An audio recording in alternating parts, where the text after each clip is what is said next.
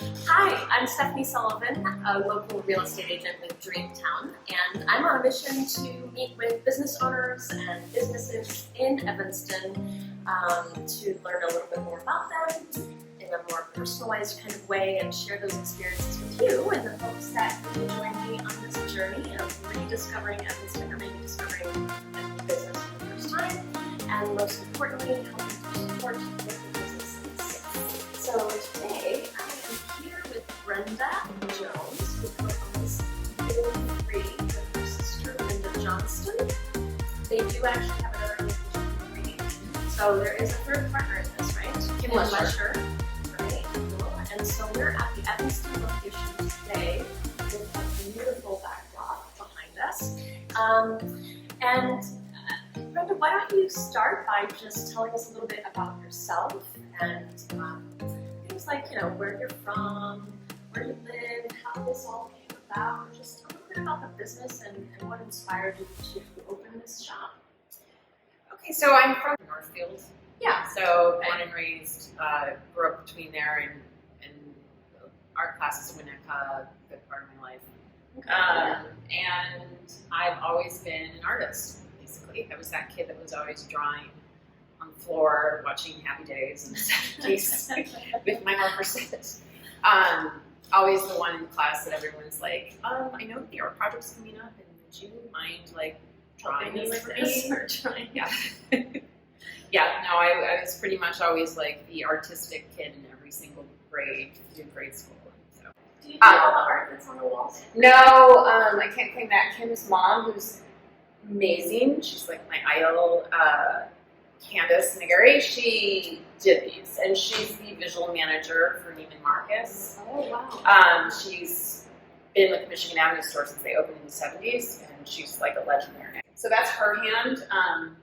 And she and I used to actually, we shared an art studio in Chicago back maybe 15 years ago. And I did that while I was owning this, so too, it was kind of like we did double duty. Double duty. So how did this come about? This came about from visual Neiman Marcus. Yeah, this came about from, I walked into Neiman Marcus in 1997 looking for an artistic job. I had a job in desktop publishing and worked at Neiman Marcus full-time for like a year and a half, and then decided that I wanted to do something different on top of that, like more. You want to work for a store, I want to do my own thing. And Kim's daughter, so the visual manager's daughter, Kim, was on my staff, the visual staff at Northbrook, and she used to do all the flowers for the store all the time, like all the cosmetics. Yeah, so she did the visual department really beautifully, would handle like the whole store, like flowers for events, flowers for launches, flowers for fashion shows, flowers for all kinds of stuff, all the breakfasts, luncheons, everything you can, PR stuff, think of. So I would always admire Kim's work. She was amazing. Kim knew everything about flowers. She didn't. She just kind of learned on her own. Okay. And I just would watch her all the time and be like, you should really do that more, like on the side, and And so, I could get into a long history of it, but the bottom line is I convinced her to try and let's try and do some floral on the side. I'm really interested in that. We would get a couple of weddings here and there, and then we would work just out of a garage, and then I got my sister involved. And before you know it, we all were like, hey, wouldn't it be cool to own a store and do this? Yeah. Because we all had artistic background, interior design background, everything like that. We loved to visualize, and we thought at that time nobody was really visualizing the way we could, and we really were always hungry to create a space. And so here we are. I have to say that this store, it's beautiful. First of all, when you first walk in, it's just a gorgeous store, and it's not like a bucket store, so to speak. So how long has this store been going on? I think almost 20 years. We opened the store in 2000. Yeah, 2000. What's the majority of your business? When we first opened, we did 3 weddings a week. It was insane. Oh, wow. We were also, a lot younger. And since we've opened, there's been a lot of competition because of the Instagram, age of Instagram, and Pinterest and boards like that. And a lot of people are either trying to do floral on their own, or they are going, or there's a lot more people that don't necessarily have spaces, like stores like we do, but they just operate out of like their house or, out of a small, place that they might rent, but they're not merchandising anything. And so there's a lot more competition that way than there used to be when we first started. So when someone walks into the store, what is the interaction like, and do you have a catalog of things that people show you? Do they come in with images, or do they just come in with ideas and then you help craft those and shape those?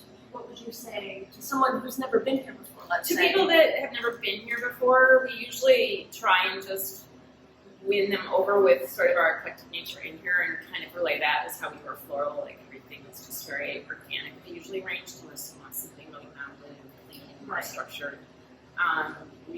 Or if it's on phone, we just say, unless it's something specific, some people they're allergic to something or they absolutely hate the color orange.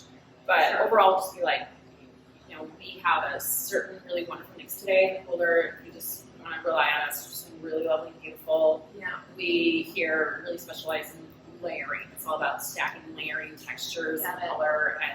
And you've got some beautiful flowers in the cooler here, but also some really beautiful portfolio pictures on your website. Yeah, so you can check out the website. Yes, and absolutely. Get some ideas. Yeah, and we try and put them on Instagram too, but yes. Do you personally have any favorite flowers?